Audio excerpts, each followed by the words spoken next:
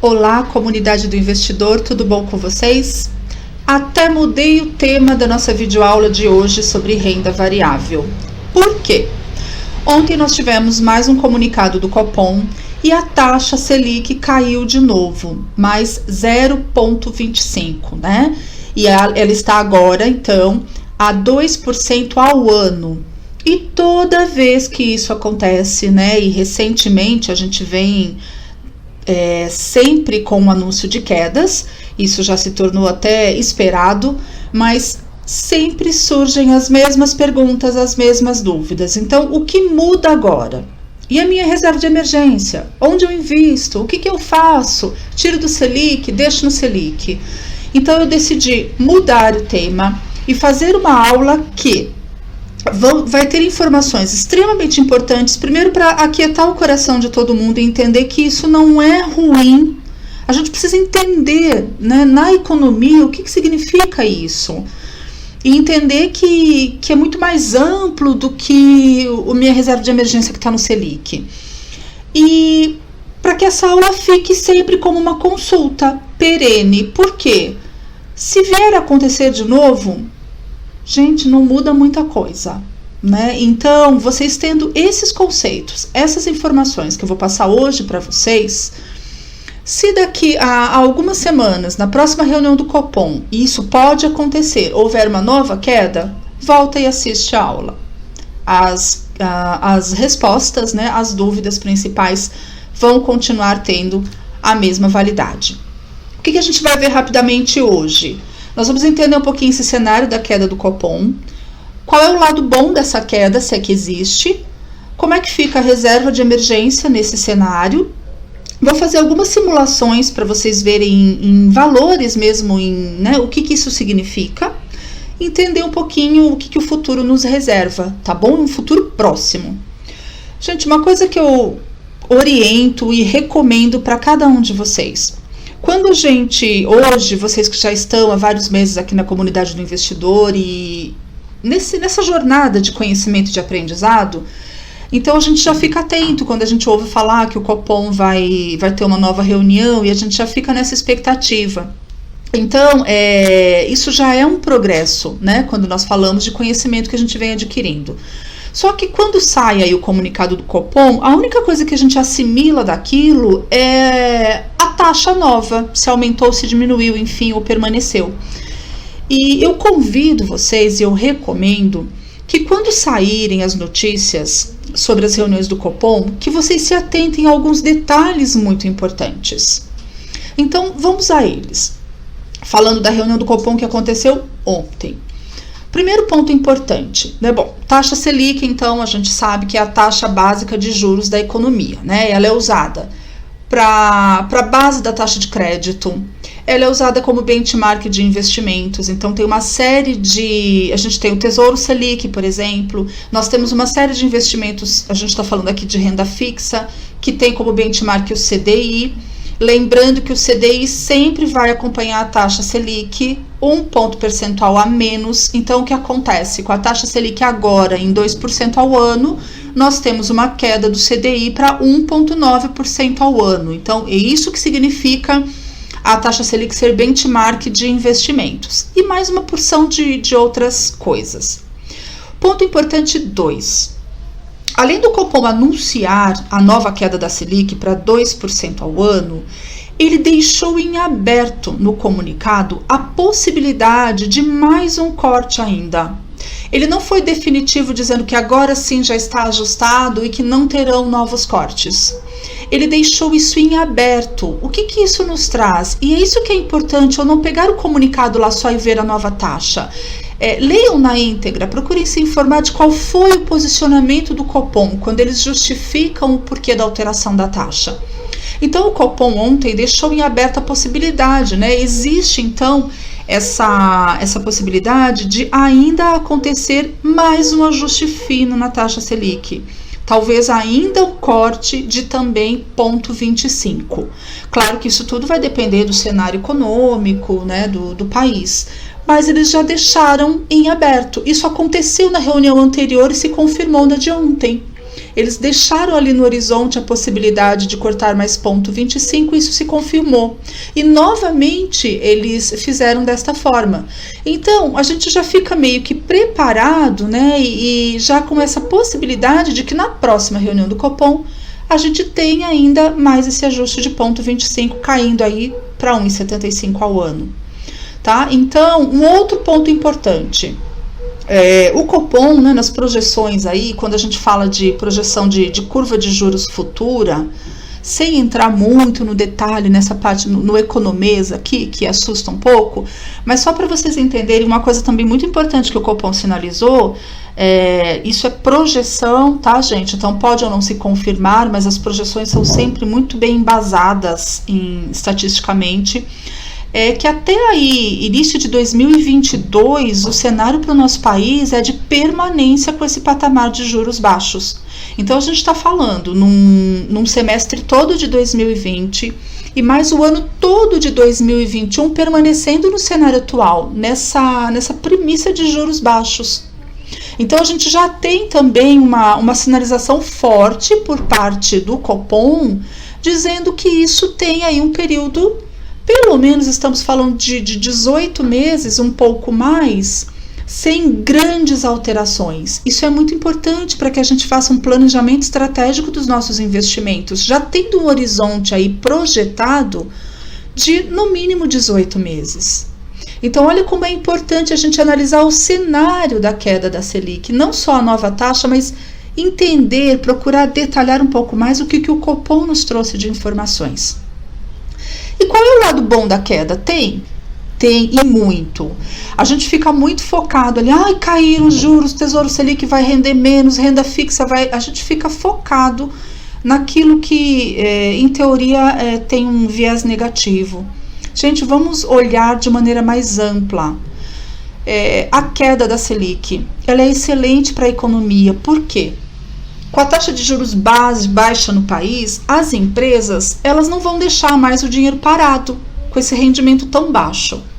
Então, elas mudam o comportamento, as empresas acabam escolhendo fazer empréstimos a juros baixos e investir no seu próprio crescimento. Então, isso é muito, muito importante, muito significativo para a economia. Com isso, o que acontece? Isso acaba refletindo em geração de empregos. Por quê? A partir do momento que ela decide não deixar o dinheiro lá parado, rendendo tão pouco, e investir no seu próprio crescimento, ou tomando dinheiro emprestado, ou simplesmente migrando, tirando o dinheiro que estava lá com esse rendimento, né, em renda fixa, que agora não é tão compensador, e investindo na expansão dos seus negócios e no seu próprio crescimento. Então ele vai trazer exatamente essa expansão dos negócios, novas plantas, aberturas de filiais, novas indústrias e contratação de funcionários. E isso também vai gerar mais impostos para o governo do país. Também é excelente para a geração de renda, porque novos empregos, novos salários, a gente está injetando dinheiro na economia, vai gerar mais renda para essas pessoas e isso vai retornar, é um ciclo, isso retorna para a própria economia, porque essas pessoas vão consumir tanto produtos quanto serviços, com isso as empresas vendem mais, aumentam os seus lucros, injetam mais capital e a gente tem aí um ciclo econômico muito mais saudável. É bom também para o empreendedorismo. Por quê? Imagina que lá atrás a gente tinha uma Selic superior a 15% ao ano. Isso dava um rendimento de mais de 1% ao mês. Nós estamos falando agora de 2% ao ano. Então, ao invés de eu deixar lá o capital na renda fixa, com essa rentabilidade tão pífia, o que eu faço? Eu acabo, às vezes, escolhendo abrir novos negócios. Eu opto pelo empreendedorismo. Então, muitas pessoas, até empreendimentos pequenos e médios, né? Eu não estou falando aqui somente de grandes empresas, eu estou falando do empreendedorismo mais de pequenas empresas mesmo. O que acontece? Não compensa mais eu deixar o dinheiro na renda fixa. Então, eu acabo empreendendo, abrindo um novo negócio, e isso vai impactar e fomentar toda a economia. É bom para os investimentos também, porque com esse cenário de renda fixa atual, é natural que o investidor comece a buscar outras soluções, né? Comece a investir em bolsa de valores, seja em ações ou em FIIs, e isso exige aprendizado. e vai fomentar cada vez mais, impulsionar, exigir educação financeira. Isso é muito bom para o nosso crescimento. E é bom para o país, né? Extremamente positivo, porque ele vai impulsionar a economia. E aí ele eleva a nossa economia, né? Acontece um crescimento que nos leva para patamares muito mais altos. Exatamente por aquilo que eu expliquei lá no início, né? Deixar lá na renda fixa a 15% ao ano era muito mais vantajoso, porque eu vou movimentar um dinheiro, se parado ele já me traz uma rentabilidade tão boa. Então eu vou buscando novas alternativas e todas essas possibilidades elas vão fortalecer a economia e fomentar novos negócios. Então é muito positivo, não é uma notícia ruim. E cada vez que a taxa Selic cai, a massa, né, a população, as pessoas de maneira geral assumem como uma notícia ruim, e não é, por todos os motivos que eu acabei de reforçar com vocês. Bom, e a minha reserva de emergência, o que acontece com ela? Pessoal, eu espero não precisar repetir novamente, mas eu acredito que será necessário. Então eu vou convidar sempre, volta e assiste a aula. Reserva de emergência é para emergência. Então, não vai mudar nada para reserva de emergência. Por quê? Aquele tripé que eu ensinei lá no início, nas aulas básicas para vocês, entre risco, prazo e retorno, não muda. Então, o risco, eu preciso, quando eu falo de reserva de emergência, de um investimento seguro. Eu preciso de prazo. Ele tem que ter liquidez diária, ou seja, eu preciso poder usar esse dinheiro a qualquer momento, seja hoje, seja daqui a 3 dias, seja daqui a 1 ano e meio. E o retorno é a rentabilidade. Quando eu tenho um investimento de risco baixo e de liquidez diária, a minha rentabilidade é pequenininha. Não existe um investimento onde eu tenha risco baixo, liquidez diária e alta rentabilidade. Se eu quero aumentar a rentabilidade, eu preciso necessariamente correr mais riscos e abrir mão de prazo. Esse tripé, ele existe em todos os investimentos. Eu não tenho como quebrar nenhum elo dessa corrente. Então, a reserva de emergência permanece como ela sempre foi. Eu vou manter. O que muda? Posso tirar o Tesouro Selic e colocar no CDB 100% do CDI. Aí a gente vai entrar em contas aqui e a gente vai ter centavos. A gente vai ter uma diferença muito pequena que não vai mudar a vida de ninguém. Esse é o fato, essa é a verdade. Então eu fico às vezes gastando energia para uma coisa que não vai alterar em nada a minha vida, mas é uma diferença. Então quando a gente aprende a fazer cálculo, a fazer conta, claro, se eu puder migrar, né, mudar de um investimento para o outro, porque eu vou ter uma taxa menor, um custo menor, e isso no longo prazo me traz um ganho, mesmo que pequenininho, eu posso avaliar. Mas, de novo, não é isso que vai mudar a vida financeira de vocês. A reserva de emergência é para aquilo que ela foi criada. Então, deixa ela ali. Não é aqui que vocês têm que ficar gastando a energia de vocês buscando soluções.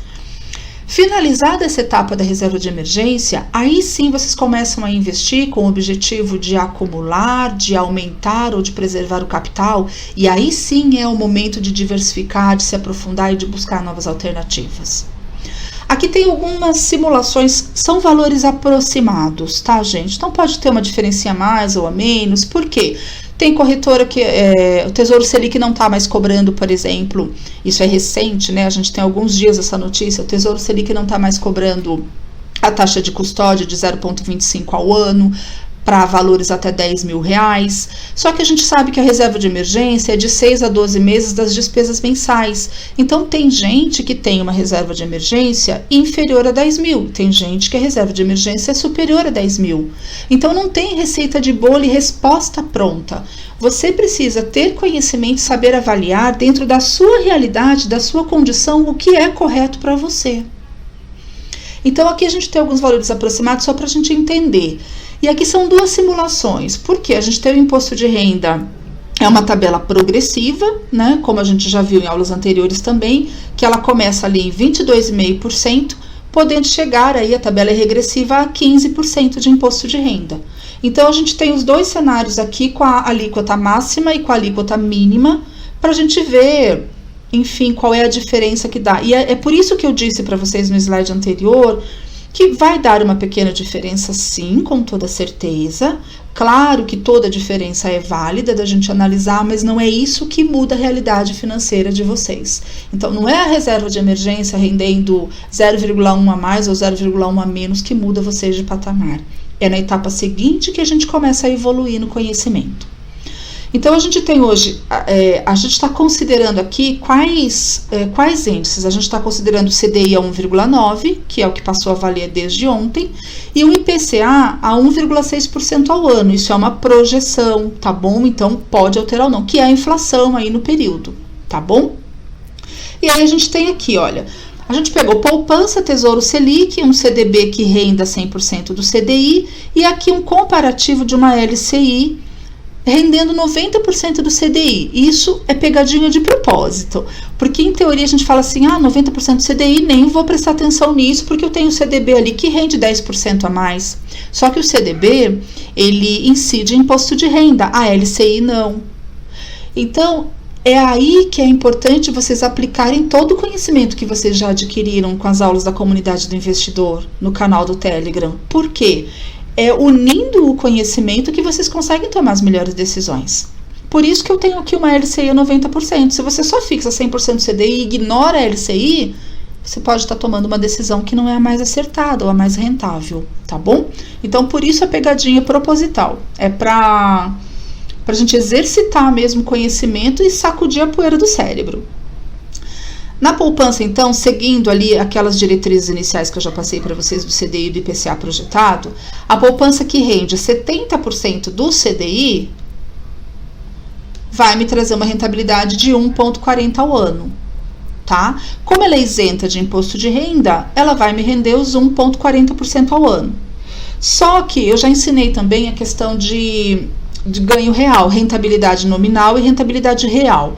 Para eu saber se realmente eu vou ganhar algo e o quanto, eu preciso descontar a inflação do período, porque a inflação é exatamente a perda do poder de compra do meu dinheiro ao longo do tempo. Então não adianta eu ter 1% de rentabilidade e a inflação foi 1% no período, eu zerei. Eu tive rentabilidade zero. Mas desde que a Selic começou a ter essas quedas frequentes, o que aconteceu não é nem eu sair do 0 a 0, é eu ter um ganho real negativo, um juro real negativo. E aqui fica bem nítido. Então, se eu deixar o dinheiro na poupança, lá no final do período, descontando a inflação, mesmo ela sendo isenta de imposto de renda, ela vai me trazer um ganho real, ou seja, uma perda, na verdade, de 0,20% ao ano. Coloca isso por 10 anos, por 15 anos, por 20 anos, que tem gente que tem isso daí parado lá na poupança. Então, 0,20% e juros sobre juros, né, perda sobre perda, quanto de capital ele vai dilapidando? Isso é silencioso, gente. Essa perda de valor de compra, a inflação corrói, por quê? Porque ela é silenciosa. Eu tenho a impressão de que o meu dinheiro está protegido. E, na verdade, aos poucos, e é bem aos poucos, ano a ano, aquele dinheiro vai diminuindo sem que eu perceba. Tesouro Selic, 1,90, 1,57 ao ano descontado o imposto de renda. A mesma coisa para o CDB, que é 100% do CDI. Cuidado, porque tem que ter liquidez diária e tem que render 100% do CDI. Quando a gente fala de CDB, a gente vai encontrar uma infinidade no mercado. Então, tenham atenção ao prazo e à rentabilidade que ele oferece atrelado ao CDI. Eu vou ter um ganho real de menos 0,13% ao ano, tanto para o Tesouro Selic quanto para o CDB. A LCI, 90% do CDI, que vai me trazer, então, se ela rende 90% do CDI, que é 1,9, ela vai me trazer uma rentabilidade de 1,71% ao ano, que já é líquida, porque a LCI também é isenta de imposto de renda. Aí, neste caso, ela está me trazendo 0,11% positivo ao ano, que é nada, gente. É nada, vamos combinar. Mas eu não tenho a perda aí, a desvalorização do capital. Quando a gente traz para o cenário da menor alíquota de imposto de renda, que é 15%, a gente tem a poupança, porque aqui, como a poupança é isenta, dá na mesma, ela não vai interferir na alteração de imposto de renda, ela continua negativa e os demais investimentos, né, no caso do Selic e do CDB 100%, passam a ser passam a ser positivos, mas literalmente é um break-even aqui, né, o 0 a 0, porque é 0,02% ao ano, e a LCI permanece também na mesma condição, porque ela não incide imposto de renda. Tá? Então, só para a gente entender um pouquinho a conta que eu faço. Então, é aqui o cenário, essa é a foto que foi tirada ontem. E aí, eu trouxe aqui só um comentário, um ponto de atenção. Olha só, quando a gente volta no slide anterior, né, a gente viu lá, então, aquela rentabilidade de 0, quase nada. O FGTS, ele está rendendo 3% ao ano mais a TR, que é a taxa de referência, que já faz um bom tempo que a TR está em 0, ou seja, então ele não vai render, está rendendo 3% mais 0, que é a TR. E não tem cobrança de imposto de renda. Então, olha como o mundo muda, como é importante que vocês tenham conhecimento, porque há alguns anos atrás a gente dizia que a gente deixar o dinheiro no FGTS não era uma opção, né? A gente não tem esse poder de escolha, é um valor que fica lá preso, efetivamente. Nós só temos como sacar no caso de uma demissão sem justa causa ou em outras situações. E aí o mundo veio evoluindo, as coisas vieram mudando e o FGTS rende hoje mais do que uma boa parte dos investimentos em renda fixa com a isenção do imposto de renda. Então, eu trouxe esse slide só como uma provocação para vocês. Só para que vocês comparem o cenário atual e entendam, aceitem definitivamente o quanto é importante estudar e adquirir conhecimento para que vocês acompanhem e saibam avaliar cada mudança. Uma verdade que era absoluta alguns anos atrás, onde eu podia afirmar categoricamente com certeza que deixar o dinheiro no FGTS, embora eu não tivesse a opção do saque, era um roubo, era um verdadeiro absurdo, uma perda muito grande ao longo do tempo, hoje já não é mais. E pode mudar daqui a alguns meses. Por isso, o conhecimento é constante, o aprendizado é todo dia, é um ciclo que não para mais. Então, é só um slide provocativo mesmo, para despertar a consciência de vocês do quanto é importante estudar e aceitar que o estudo é um processo contínuo, infinito. Todo esse cenário é excelente para renda variável. Por quê? Vamos dar um exemplo aqui, ainda mais nesse cenário de pandemia. É comum as empresas fazerem empréstimos, tá? Isso é comum. Tem dívida boa, tem dívida ruim, tem dívida alavancada. E aí tem uma série de questões fundamentalistas aqui para se analisar no balanço de uma empresa. Mas é uma prática comum as empresas pegarem dinheiro emprestado. Antes da redução, né, quem fez esse empréstimo antes da redução, elas vão ser beneficiadas agora com esse novo cenário. Por quê? Um exemplo aqui prático. Uma empresa que emprestou 300 milhões de reais, são valores altos mesmo, a gente está falando de empresas, há uma taxa contratada para esse empréstimo do CDI mais 3,88% ao ano. Isso é muito comum. As empresas elas vão emprestar com uma taxa de juros do CDI atual acrescidas de mais um percentual fixo ao ano. O que acontece? Só nessa brincadeira, a empresa que anteontem fez um empréstimo de 300 milhões com a taxa CDI mais 3,88% ao ano, só com a redução do CDI, porque a Selic baixou 0,25, caiu de 2,25 para 2, o CDI que era de 1,1 caiu para 2,1 caiu para 1,9. Quando a gente faz a progressão, de juros sobre juros e essa taxa do empréstimo, só nessa redução, esta empresa, neste empréstimo único, ela vai ter uma economia de mais de 21 milhões de reais só nos juros que ela iria pagar. Então, olha como uma pequenina alteração, olha como 0,25 quando se trata de economia, como isso muda o mundo ao redor. Por que isso é tão importante? Ela vai economizar 21 milhões só em juros deste único empréstimo. E geralmente uma empresa tem mais de um empréstimo corrente. Quando a empresa consegue, de alguma forma, reduzir as despesas financeiras dela, é óbvio que o lucro líquido aumenta, né? E a gente está falando de algumas questões contábeis. Quando o lucro líquido dessa empresa aumenta, o valuation dela, consequentemente, aumenta também. O valor de mercado dessa empresa, né? O valuation dela. E aí isso vai refletir em várias outras situações. Vai refletir no pagamento de dividendos, porque se eu aumento o líquido e os dividendos é uma parte do lucro que eu devolvo para os acionistas, se o meu lucro aumentou, eu aumento o pagamento de dividendos. Ou se é uma empresa small cap, por exemplo, que não tem a política de pagar tantos dividendos porque ela ainda está numa fase de crescimento e reinveste o dinheiro em caixa, ela vai ter mais dinheiro em caixa, né? Mais caixa disponível para investir no crescimento dela.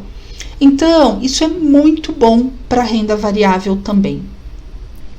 E o que a gente tem para o nosso futuro, né? Aqui a gente tem um HIP, renda fixa, que a gente vê muito aí nas redes sociais, né? A cada vez que se fala de queda da Selic, aparece hashtag HIP renda fixa.